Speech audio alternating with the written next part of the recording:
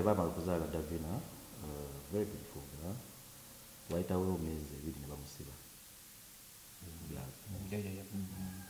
era omwana wange namulabiranga mukomera luzira yagenda naye polisi nga weweewozaako when you defend yourself ate onabantu bogenda kukosa so I just decided not to defend myself because nja kukosa abantu bangi including that little girl. So I just decided to go mute. Nsagala kwewozaako omuntu no, I flow with what she says. I respect her, I respect the girl. Yeah. Why don't you secretly go ask for DNA? Now we're very sure. Go mode.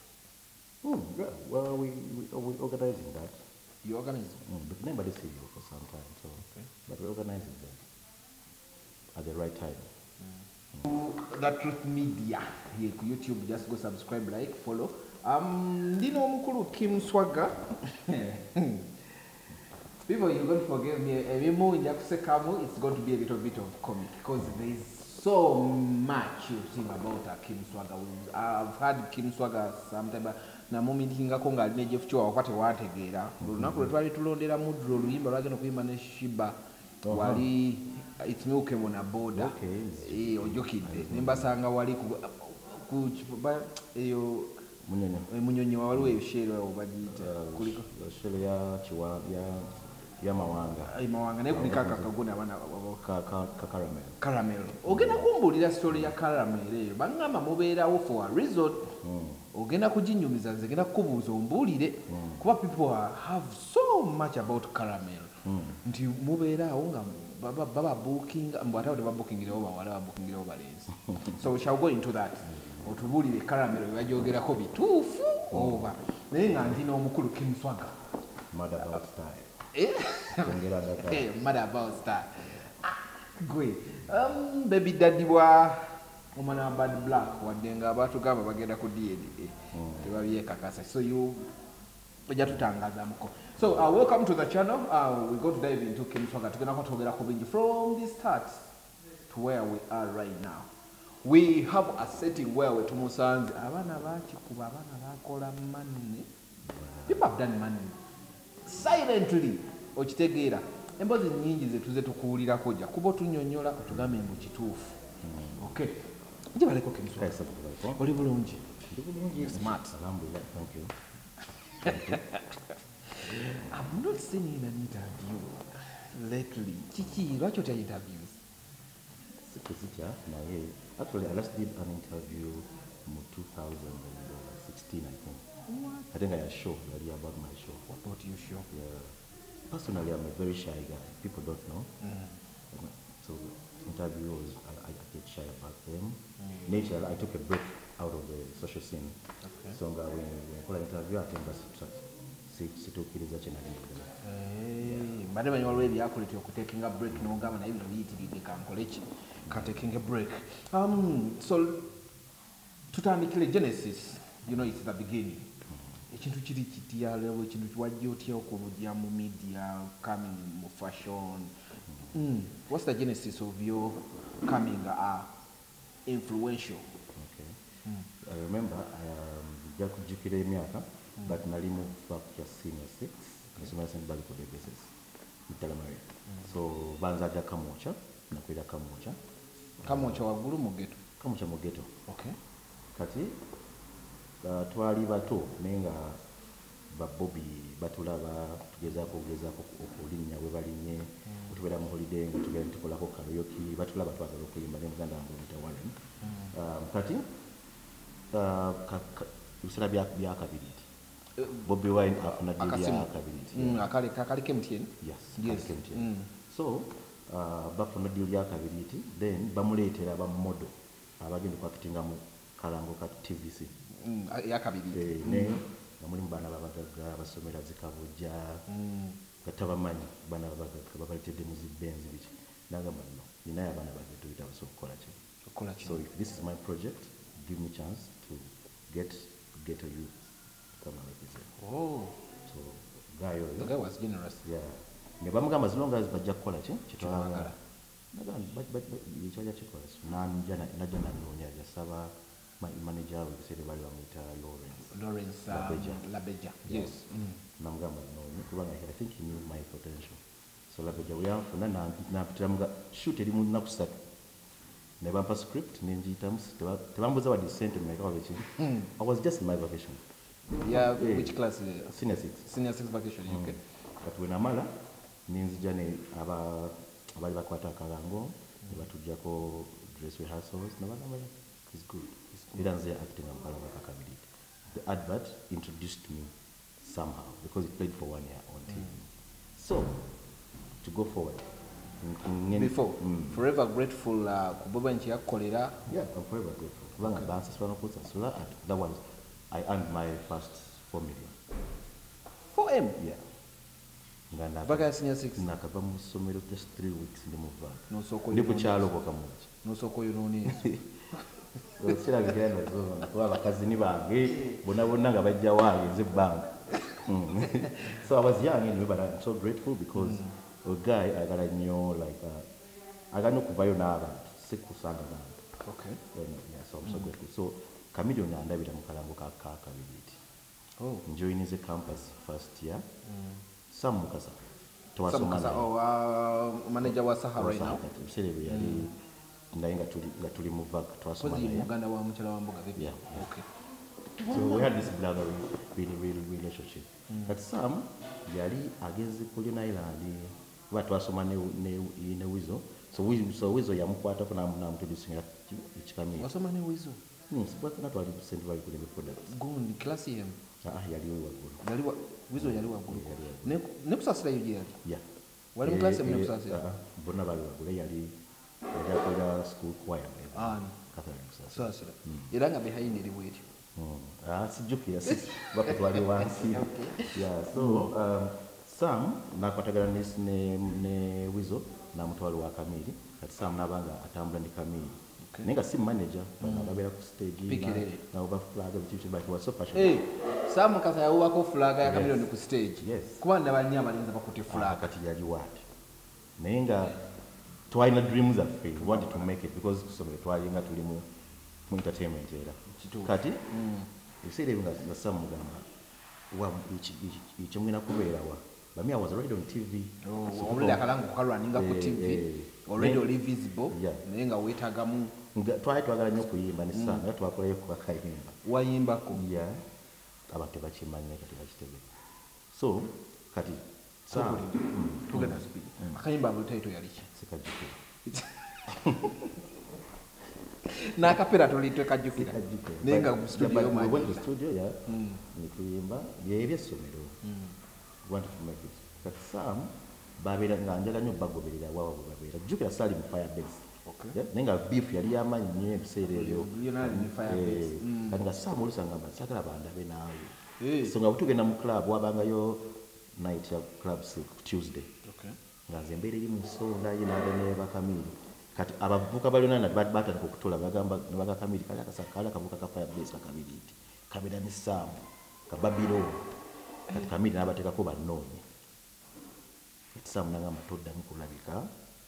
Kubanga balabanga nzabalyamu babega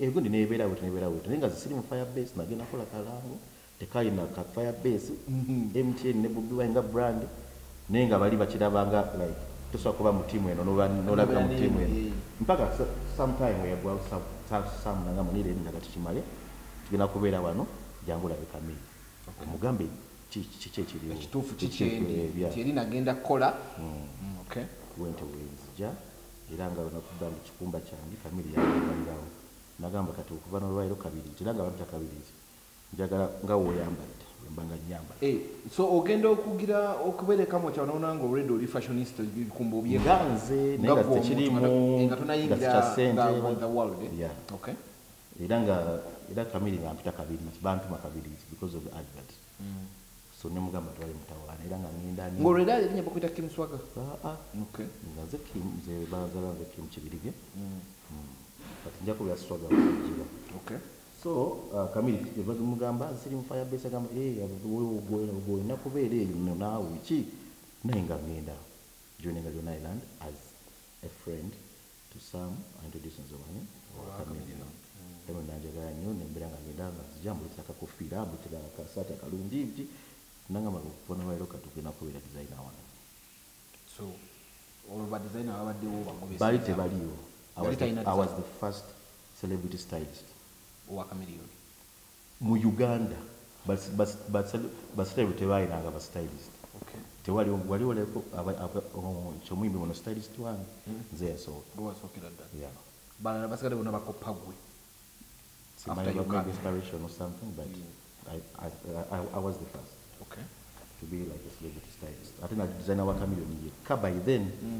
Kati nga style netandika okukyuka nga tugenda ku parties bamurecommendinga nga nangamba nga nina kubeeranga naye.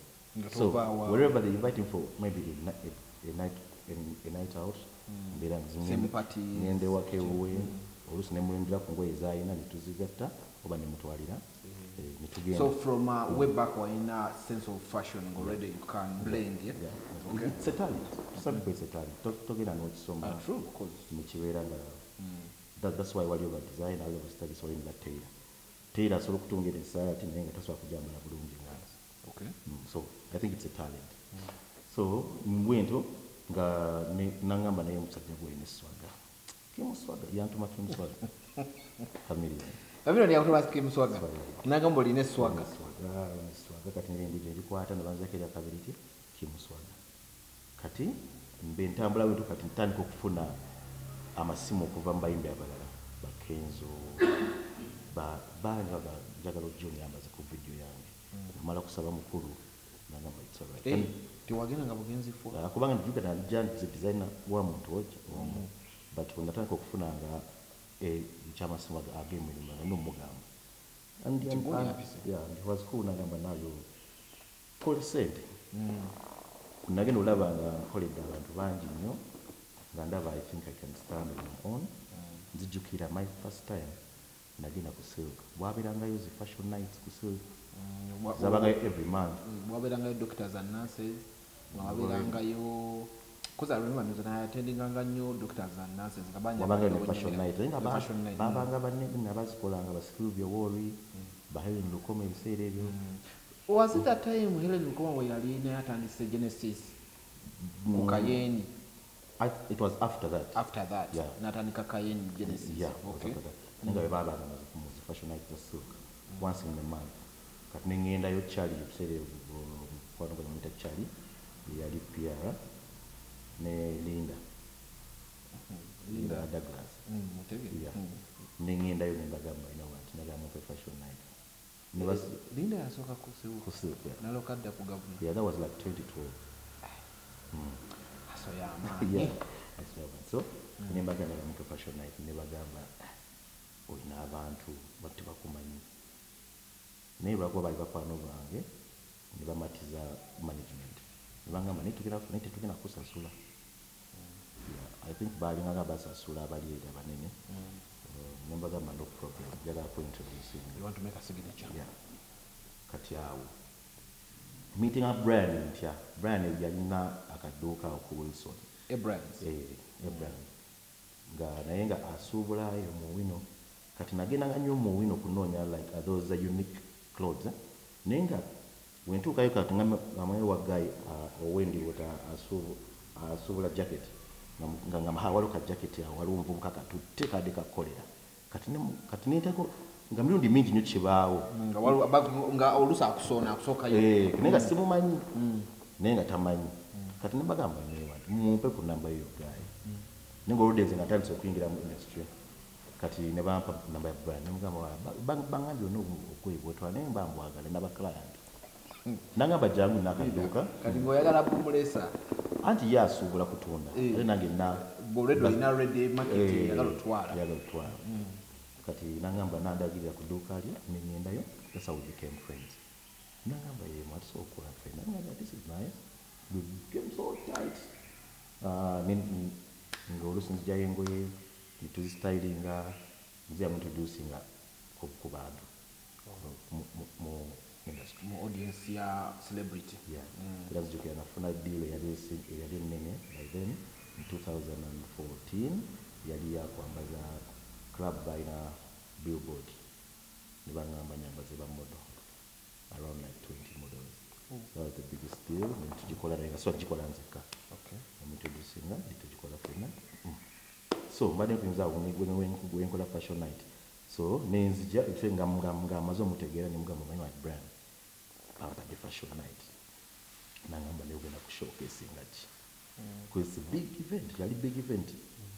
Ne mugamba manyi ngenda tugenda ku sketchinga kubanga ebiseera bwe yali waliwo omuntu yali amusuubuzanga engoye ng'azisuubula China ne Turkey naye nga waawera ku kizimba awo naye nga ngenda kukola sketch tuziwe ebigayi bagende bazitukolera kati muvudde mu kumusulako wabula agende eri babakola ekimwagala ng'olimu ne lu art nga actually nakuba musomesa wa art. I did education at university nakusomesa fine art ali tasobola musomesa sakula na teaching practice. Kati nkubulira ekintu kimu nze buli musomesa wa art gwe nalaba naddala nga mukyala nga abanya ekigere ekisinziro kino nga kinene ba art naye nga tebeyambula tebafaayo wali tosobola kusomesa wali tojja so I was at it tukubanga sketches zaffe nga kiri expensive tekojjukira abantu banga tuwa ssente ne mugamba naye olaba wetunamala fashion night tugenda kufuna ba client teekamu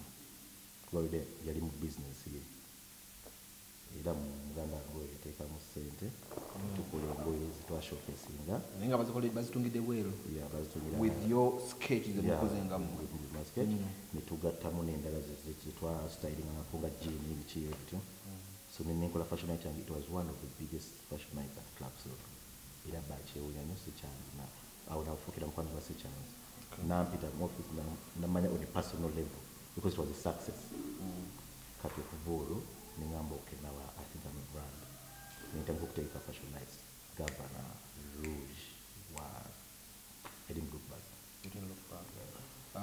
Ogivaamu otya yali success n'otuuka ekiseera n'ogamba kanjiwummuze after a long time kubanga nabikolanga nentuuka it took all my life. That industry took all my life. Waliwo mu maaso I think like 6 years ago I think it was 6 years ago when nagamba can taking a break out of this because muganda wange yeyongera because he's a very good businessman and he's so passionate about whatever he's doing era ye yakyeyongera mu maaso nze nakolako n'edduuka ly'abakazi ku Centenary Park nenga sibeerawo era ntambula ate bizinesi Kampala zimanyi nakubeera mu bizinesi bakilanti bajja olusinga siguddeewo nasuze mu ndongo so nze bizinesi yannema so nengamba olaba naye nga bino ebirala bikwasaganya so industry eno yaintroducinga ku bantu ate abalala abakola bizinesi z'endala nengamba bakangende naabo so time nenjijjamu eno mu kintu kya passion yange then natuka ekiseera negala my last born at the moment. Your last born at the moment? At the moment. She's 6 years now. So I'm taking it back 6 years ago. Already waina abana? Yeah, naina abana babiri. 2? Yeah. Okay. Before. Mwe mulino Bad Black? Yeah, she's the second born. Second born? Waba wana. Anti bamunzi jako. Tetunatuuka. Anyway, it's alright. Okay. So, mama wana bange. Yazaala omwana the last born. Yeah, the last born.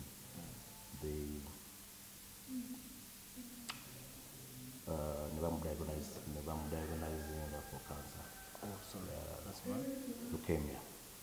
That's bad, huh? Nali nkyali jumpy. But after omwana ino webamuteeka ku ddagala namugamba kati ogenda kuva ku masimu ogenda kuva ku kikataka treatment that's when I woke up nzijukana essimu ejenkubira ndi mu ndongo naye sikimanyi nga ndi mu Casablanca ku makya saawa emu nangamba kimwezi okutadamu kumpuliza for a long time but please take care of our daughter. Is she Ugandan? Yeah, she's Ugandan. Okay. But the father is Indian. Oh. But she's Ugandan. So what are you talking about? Nangamba as down there like outside maybe for treatment right away. So music what I see in position okuba nga mbeera nnyo ku mwana. So please help. Kyankuba wala ino naddayo waka nekirowoolereza ennaku bbiri ne ngamba I have to change. I have to give my life to my family now. Yeah. Went on when I taking a break. We're taking a break. I just dedicated it to my family. Ne ngamba can't take a break. Very family. Oh, sorry. Yeah, that's the 6 years. Is she still around? Yeah, lucky enough, she survived. She's been on treatment for the last 6 years. She's a cancer survivor. Oh, that's good. So 3 children, everyone with a mom. Yeah, is it fortunate or unfortunate? Both. Fortunate. Yeah. Both. It can be a luck or it can be a good or a bad luck. But yeah. Because okay. My firstborn is 13 years. She's a teenager. I had her when I was actually when we know I 12 years. 12 years. My firstborn is 13. So I had them almost at the same year. I was at campus. Okay. So Brian mwekutulako mutiane Brian alokatandike gondi Brian's Fashion Awards which na plus the party. Okay. Was it a good breakup? Actually, it was an idea that we brought up together. Because what I cannot cover we started staying together as brothers. So, fashion nights are convicted to fashion. Because every year. But waliwo kati waliwo jukira Zari yalakolanga white party. Biseera ebyo nga zibeera mu gavana. Kati Zari ng'akyalina edduuka awo Brian waali. Zari yalinawo amaduuka abiri. Garden City. Okay. Kati Brian agenda wati. Kati awo Zari ng'alina white party nga bajja mu December. Kati we yajja mu December n'angamba Kim ndeetera engoye za white wano n'aba client. Waba South Africa najjanga nina ba client for the white party. So leeta wano engoye zitunde. Kati n'angamba Brian waliwo business. Twala engoye zonna za white balondemu. Kati Brian batwala nga ziggwawo. So after Brian namuintroduce ngo Wazari never blending. Kati Zari watuuka okuggalawo awo n'agamba Brian, why don't you have in edduuka? Era Zari yavaawo Brian put down. Kati nga Brian nanga afuse Brian naye. So wajjukira ku fashion night zange nagabanga best dressed couple, best dressed bichi nga award butonotono just for the night. Brian nagamba we can make it bigger. Yeah. The Yekokola Brian Fashion Awards. Yeah, actually okusoka Zari na Zari men's fashion awards. Now as for 1 year Zari Rugogo, then Not more fashion. The way you sing fashion these days, people are saying these days the fashion industry ebowa. Do you agree? I agree because everyone became a fashionista. So it's boring. Luli. Minor criteria is reason why I go very hard. Luli linga gamha. Oh no, manjagala style nagina brand, nagina wakim Swagga. N'abalala bajja Farouk wakenzo Fashion King. Banji nabo ne bajja kati naye ba client naye nabo baafuuka ki ba stylist ba fashion designer, so everyone does it. Okay. Era wogenda kati olaba kati nina shoot zengendako video shoot ndaba abaana bapya so bamanyi nabamanyi nga buli omu olaba ali ku kikumba. Which is a good thing, but somehow tebaina passion project waina tewe bategeka wa the fashion night nefe twagenda walingawo muganda waffe yakolanga Elite magazine Sean yakola kinene nnyo mu fashion industry bajjukira abantu twalabirangako baali batandise okukola basilive wori kati Elite magazine eyo nga ya fashion era nga ikola ne party buli mwezi kumpi, so nga bafashionista tulina we twesanga Brian abadde akikoze nga abantu era nga aba fashion bana beesanga ku fashion award ne yasigalamu yekka. That's why I think he got bored with it. Actually very expensive. Yakulayo fashion industry usanga n'abaana abato olaba nga wageze ku prom party wenza ogamba bali style bali professional stylists but they serve themselves so fashion that's why I think it's boring. Ne gundi Abrams recently kola interview nangamba the reason why you're taking a break though agenda gikomyawo this year it's anti yatuuka nga takyalina muntu amupushinga to creativity ng'alaba byonna abikoze tewali muntu gwaga nti kankole competing ino nkole ekisingako so nawulya ng'ali bored. Why don't you come back in the industry to take out that competition so loku kulanga at least never abana bayinza obalabirako still kikomonga kinene. Are you into that sense of coming back into the game? I'm coming back to the game for business. Era nkola right now mbadde nkolera abantu bemanyi kati nze neba client all over the world nemba shoppingira online olya ngamba nina this party nengenda ku mikutu nennonya engoye nemuzimusindikira ewuwe nansasula kati abantu bati ndaba nga bambeezaawo nnyo okusinga n'abawa.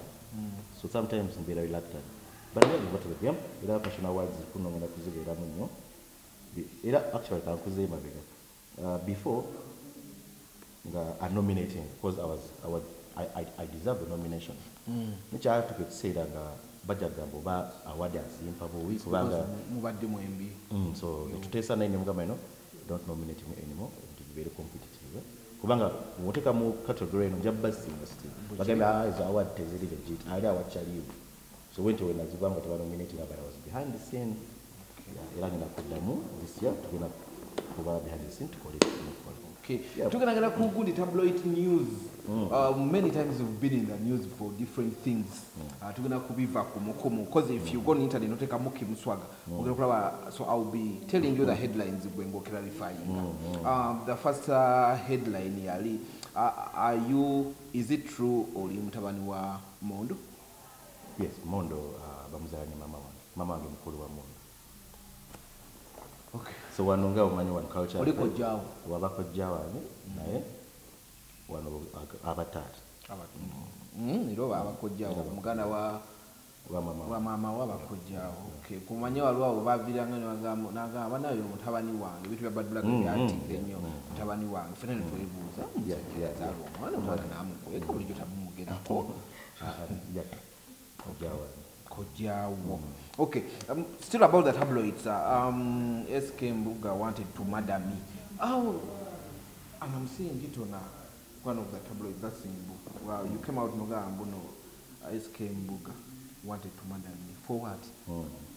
What SK Mbuga naga no kujawo?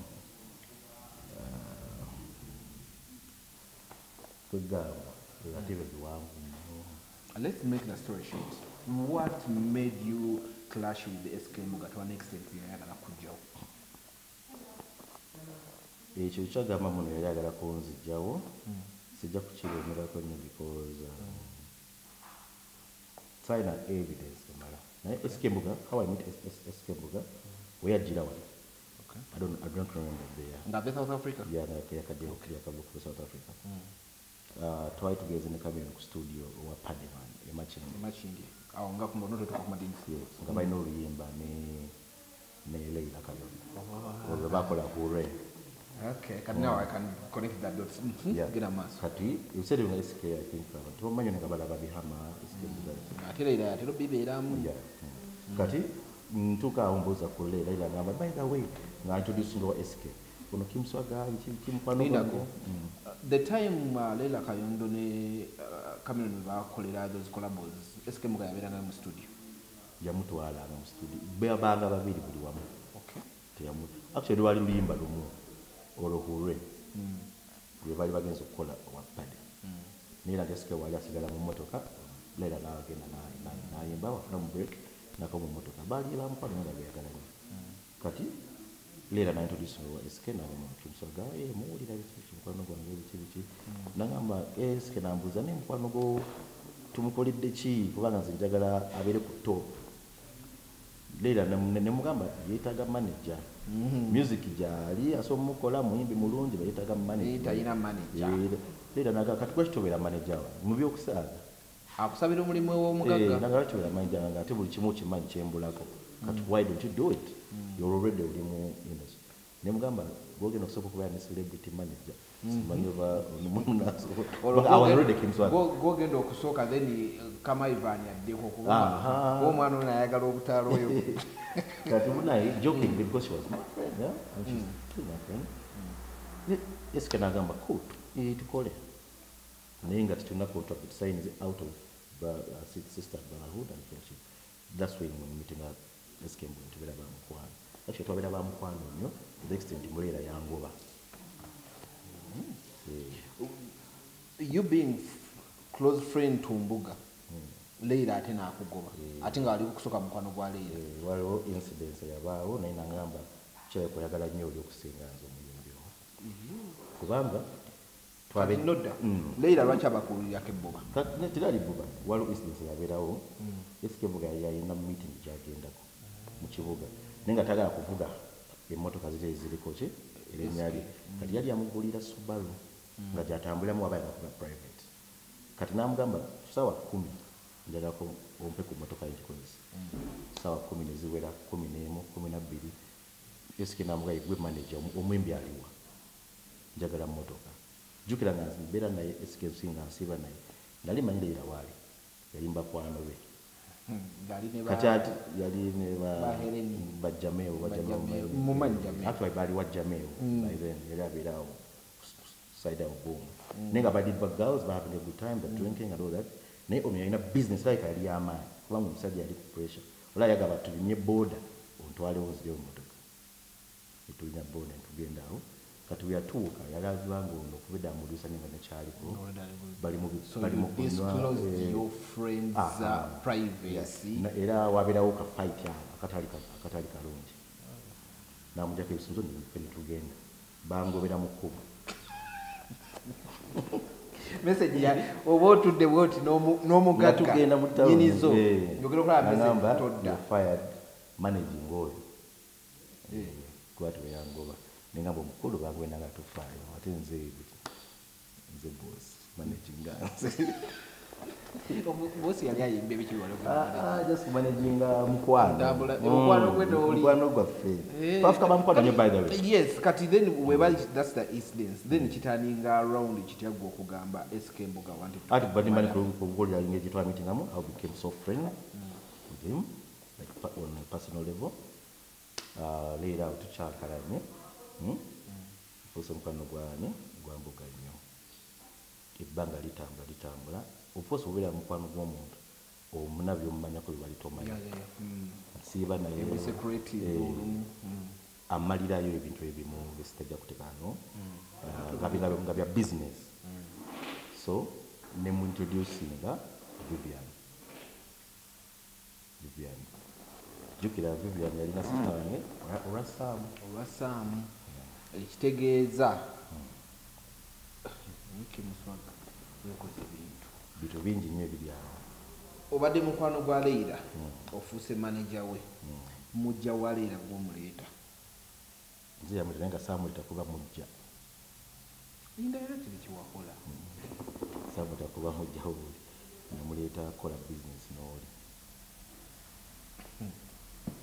so bakola bayagala kusasula Saamu mukwano gwabwe mubaddemu ebbanga kuba even right now Saamu n'Embuga bakyali bati they are close friends era buli mukoddomi naye ate they are friends waliwo abantu oli just mukoddomi naye ngera you are friends so ebbanga no friendship yo ne Saamu gye wamala already gwe wamusasula muganda wange wamusasula ate batya muganda wange wamusasula so business eyo yaviirako obuvuyo bonna obolaba so business yali successful ate the man getting a sour so nembera in between sili satisfied ate neri kuga byali biwanvu nnyo ebyo bingi nnyo deep and so painful sometimes mbanjagala kukola kye kubyewala that's why when I getting so unsafe mutandika okubanza sifunga mbeera America mize mukaaga nkoma wowete paka binakowa nengamba na family let me concentrate ku mbaga ya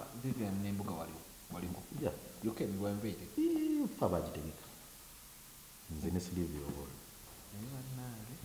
nemulyoka mukwata obutebe abamawulire nemubategekera obutebe eno ku mulyango ng'embaga eri waliko naliwo mwakola ddomu wano mu gundi mu garden za Serena yali amaanyi obutebe mwabu tuteera eno bwa white nga buli wansi we muterawo ebyokunywa mutulobera awo naye naffe tetwali bangu twagaana.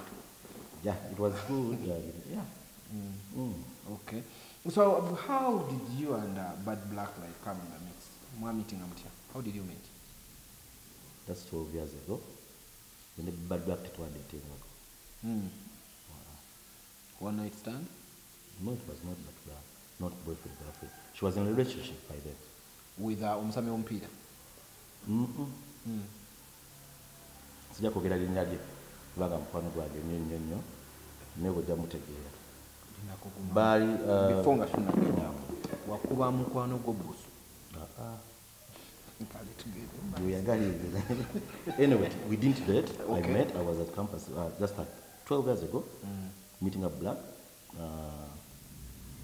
Ku Casablanca era yali ne bakwano babawala ebiseera ebyo sinaba kubera Kim Swagga ate simbera ne Kamiri sinaba kubera brand so olunaku olwasooka nawo meeting awo ne bamuintroducingira eyo no Kim abera ne Kamiri yali ayagala appointment ne Kamiri nga abadde amwagala kumufuna for a long time nangamba nvuga era avuga binjogo sebanga bavuga ntamidde ontwale Kamiri waali Kamili yali ku Kabalagala wakolanga night ku Cherry Cafe. Cherry. Ngamba yo Cherry Cafe. By then bali bamwabisiza kulunga chali once. It was a Monday. Okay. Ne muvuga ne mutusaawo ne mutwalo wa Kamili. Kamili abanga sobi abanga kwa table we bati abantu bangi nnyo.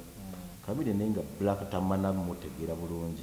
Nze ne mukuba kama ne mugamba Black achi abanda akwagala.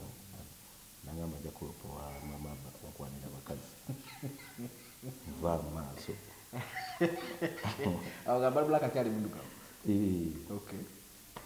Neze ngamba Black oli ali busy ebi nangamba sinagwe njagala guli ye lwakyali toki mbali nja kumuwa business. Uyite gatandika. Era twagenda tutwadda mabega. Nololecha pamanya. Kati nabanga ankubira I think ekintu kyose kyenyumirizaamu because I was nali omanyi abawala bebatera okutwalibwa like taking advantage. Yeah, we taking advantage of someone. Yeah. Most but also boys are taken advantage of. But in society affair like boy child yaba balooza every time yabera ku the other side. Yeah, so I think I was in that situation. Because she used to just call me when at sawa kumi nangamba jangu wano nkwagala wano no duka. So she took advantage of him. I wouldn't say that, but I think it is because we didn't date. She wasn't my girlfriend. So yali akufudde like a hurry boy. I'm here, I'm kwetaga, you come running. So that's how the child came. Mwana wange. When the situation came, wachikiriza nti still for mwana yaliwo. Because we say engeri joyo get them already alina a person we are in love with. But we were dating. For you or they in a mix. Just like that. And you're not sure if before you coming or someone will tell you. Because tata actually Bama Kuzala Davina, very beautiful girl. White away means reading about Musiba. Yeah. Ero mwana ninamwabira ngamukomera luzira. Yagina na impulse. Yasigale mama we ngatanzikiza kumulaba without her. Kati nga mama we akola visit Luzira nange ngenda nemulaba. That was too bad. Yeah, it was too bad. I did it for air. Every time you need to see, they need to pay a visit. Grandma Mwana, no Mwana, but they never have a Bad Black. Then now you follow. Bampang Knuckles. Tuesday, Jambo. Ranga ngenda nemulaba ku baby era mkomao kumulaba. Eno wawe tukirizibwa kumulaba. Kubanga I think yalaza ngenda mutwala. Were you supportive? I was not supportive. As in financial? No. Talking about mukomera ate nga Black yatuwa ni sente mukomera. Kati nga aina account wali agamba kati zino zasobola ali ku university zino za tuition zino za so Black paid some of your tuition. Yeah. Okay. So somehow she had a contribute to your life. Yeah, because after that actually nga byonna biwedde kati nkuzaayoko waliri emabega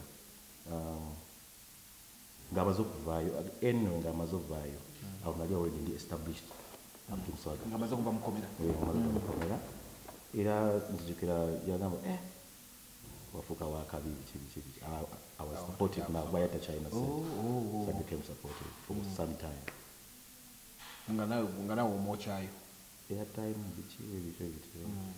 Then the statement, where does it come? Kuba yagamba abaana b'abatunda then n'avaayo n'atugamba yali tasobola kusaba ssente kuba wavangamu nusu kakaaga ak'omwana. She was at that. Ate still n'atugamba nti right now wabazzeeyo mu sober mind ye oyinza okuba si gwe taata w'omwana ng'agamba omusambi w'omupiira gundi ani Sepuuya alabika ye taata w'omwana. I think for a long time I think tekibanga otompulyanko nga avuddeyo n'enjogera ku mukyalo oyo omwana we my first time naye waliwo situation nga weweewozaako when you defend yourself I don't know what in the course so I just decided not to defend myself because nja kukosa abantu bangi including that little girl. Yeah. So I just decided to go mute. Nsagala kwewozaako muze no. I flow with what she says. I respect her. I respect the girl. Yeah. Why don't you secretly go ask for a DNA? Now we're very sure. Go mode. Yeah. Well, we organizing that. You organizing? But nobody see you for some time, so. Okay. But we're organizing that at the right time. Is your family not furious with you, or because with the acts is a bad black, the words are cause and I'm saying your family, if you say you're family of Mundo, there are people they are respected, and they also a little bit furious with you, okubanti no you omanyi family zaffe ziwene zigamba omwana yatutta. Maybe they are, but they never tell me. Maybe. Taata wange, I mean uncle wange, mukwano gwa black. Yes, yeah, they're friends, so they said everything I think yamukakanyanga to someone because they're friends. Ne mano wange, mudadu wange, ni wabaganda wange, they've never talked to me about it. Okay. Right now akasente okalinamu. Kalina. No, kanonya yes, naye okalinamu. If bad black mugenda ku DNA anyway nga ntuufu. N'agamba omwana w'omugule amukuguze. Would you go with the decision? Yatugamba abatunda. And you what? No, bad black is a very funny woman. And by the way, she's a very good mother. She's definitely very good. So sometimes byayogera si byakola. She's a very good mother. Sichwanga so Tunda Mwana. Wala yangana okumulabanga nzekka ngali mukomera. Aso Mungu za mutwala. But did you have it in mind until bamukuwaka mutwale? So she was right. Yeah, she was right. I think she got the rumors because it was right. Because nalaba ngali mwana muto mama wali mukomera n'okulaba mama we balina mutwala mukomera so oyo mwana nali ntesezane Vivian ngagala mutwala nga Vivian yabeere n'omwana abeere nga yamutekinga on gwe. But black tekyani munyize nnyo. Ebisere nga Vivian tebamumanyi kituufu yali abeera Sweden. Watukolera kinene nnyo okumanya Vivian kasita muconnectinga kubba wa mukwano gwo. Siwe nakikola baatuka ne beeyagala by'abantu bakulu. Actually Leila yali yanyigira ngaloza yali mission yange ngeri gye yangobye ndeso but jamaa n'akitegeera ekituufu. Gundi ani Leila batukana bamuwa n'emmotoka eziriko esikina naye nga tebamuweredde mu mafuta. Ng'oba oyambuka waliwo oti ku gundi ku technical ng'oba ku New Vision n'ogisanga ng'atumiza akadomola amafuta n'uganda. Nze waliwo olunaku njukira Venom yes. Kati yavuga nga jjukira Hames zaalinga nnyo. Kati nga nvugako emu Leila avugako emu. Kati awo yangoba kati lumu mba nnyingira mu parking ya Venom Leila ng'avaayo n'atunulira wati emmotoka givuga agenda Wambuga n'atomera gate n'agamba sijja kuvuga Hama ne Kim avuge Hama. So yali akyayi bambi. Ne Kim wanyumirwa Kampala. Nanyumirwa ne ate era nga omuntu mulayi nga naye omunyumira. Do you regret meeting Bad Black and also having a kid with Bad Black? No, I don't regret. I don't regret. Who did you natural regret? I don't. Okay. Are you still in contact with Mama Babana Bobombi Abasatu? Yeah. Bono? Yeah. Like in good terms? You talk with Bad Black? It's been a while we talked to her, but I met her 31st December. Yeah, night twice. Era twa meeting Distance? Mu club ku Nonivi. Yes, naliwo. Nonivi. The rich and Yegunya 31st. Yes, it was a rich famous subject. Yes, so I was there with my I was there. Then ne bajja bakwano bange be yali nabo. Abawala. Yes, omu kubona ngamba obo solo kuvana va Bad Black what's the cause of sin. Because I'm living good terms. Of course they do, because we don't talk. But how do you say that? How do you say that? But why would you want to talk to somebody who talks trash about you every day? Every day. For the last, over how many years? Every time he gets a chance of on camera. So now now, before that, nakolanga contribution. After it was lockdown. We mweza mobile money na screenshot ajikoba kitera ku Snapchat. But personal, yeah. When you get naye ngaji recording. So ninga bakandikirawo. Yakola kadda nnyo. No. Era nga bya mwana. Ninga agiteekayo kati agambe kino leero. So nenda banga I think I should just cut off communication with them. Okay. Yeah. How long have you taken nga tulabanda? Nga you don't meet. 8 years. That's good. Yeah. 8 years. The heartful life. Isn't it? I don't think she knows me. But the pain you that banga bagambako basomera bamugamba that's how things are going to see like amala so painful, but it is what it is. Even on the phone you don't talk? No. Abakazi mutima gyakaloba. Bamu sibona. Yet you did a good job, man. It is what it is, but I know. Yeah, fate is one time. Just meeting. Well, I know. Well, let me say go meeting.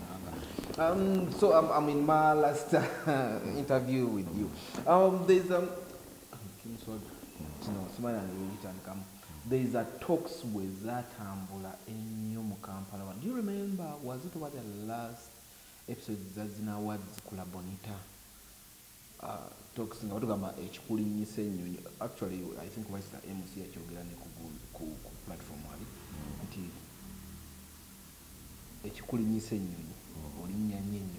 Because of your tongue.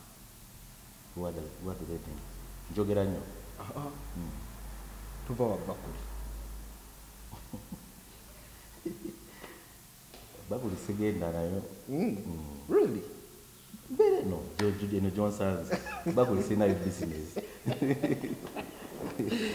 Kwe, omanyi nakugambye buno these tabloids n'abantu abasinga baakugiranga nti this industry wajingira oli muto abantu be watambulanga nabo people are like kati baagera ne bakola list y'abantu abasinga okukozesa olulimi nga mwoli nga either otabeera namba emu obeera namba bbiri ne bagamba mbu olulimi lukulinyisizza ennyonyi n'abalasenga baziringa bangi abaana abakozesa olulimi bangi abantu anyway si kyekyo kata kubulisa ekyo si kituufu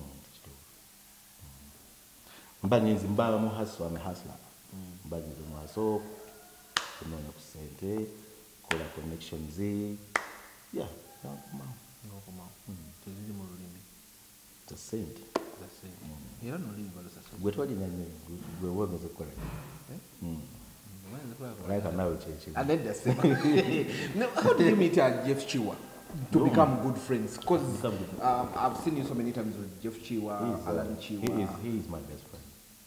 Jeff Chiwa, yes. See, Malaru Naku, so get the name of Jeff Chiwa best friend. Okusana ne mukazi wa. So get a name. But Jeff Chiwa actually to have meeting about me. Said you have never good life. Engineer comedian. Before you. Hey, what do you say? I do say you never say. But we twali loyo nyonyo twagala nyo comedian. Na nekimunyiza twaga tumulwanireko ku ntalo ze. Kati nga asanga nga Jeff we matching ku chicken tonight. Ngako bitala wano. We baba nga mondongo. Kati comedian nga yangambe bigambe biruma Jeff pinsulo moga. Waya ya mumanyi personal. Nga nawe bikozesa. Nedda yabingamba bwoli musanga nga mugambe ABCD. Bwe comedian abanyoto. Kijja kola ki? Kijja muluba. Because it was beef. Era unamusanga unimpogana siswa biddamu. Nangoba natanfuna. Nendo za yantebika. Kati mba nyingira lumu mu soup. Juga wali soup royal in ocean. Nyingira mu ocean ninzindi. Ba yankube kikonde nengwa wansi nenzika. Ngasiba antube yeye nyini. Yeye nyini.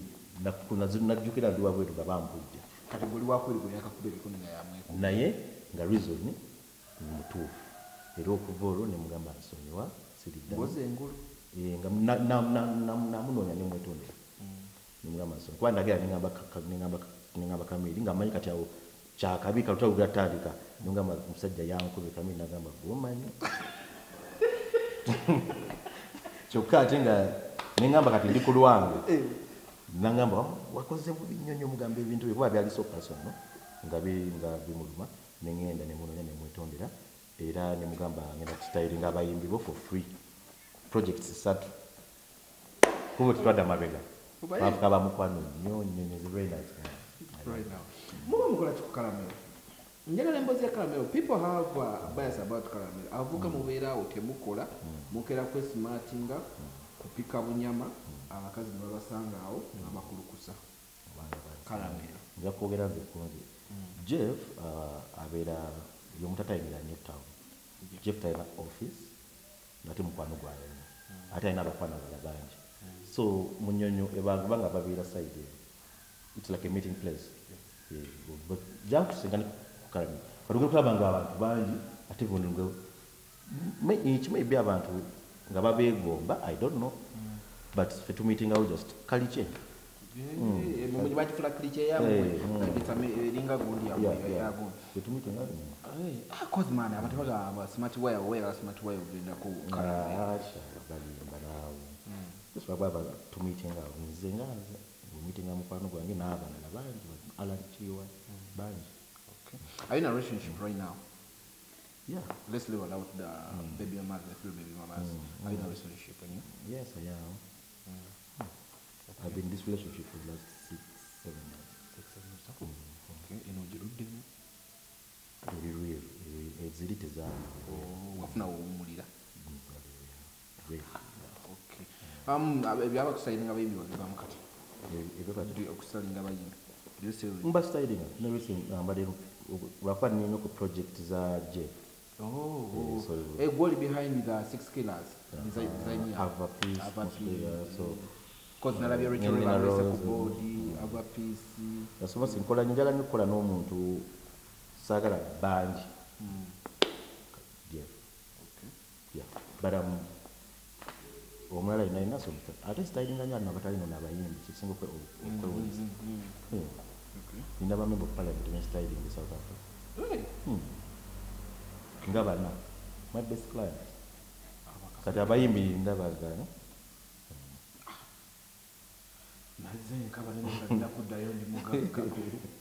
So sicha abayimbi choka choka kuba abantu yeah. Ndakwa abantu bachikwatanya muno ndi stylist abayimbi but bali sayinga nabantu abatali mu that industry. Okay. Thanks for your time. Thank you.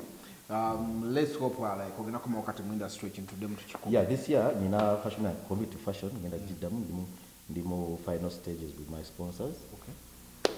Ngenda jagala kola jagala or Miss Uganda Hana kalibu. Tuna project naye toga kola fashion school for the unprivileged girls.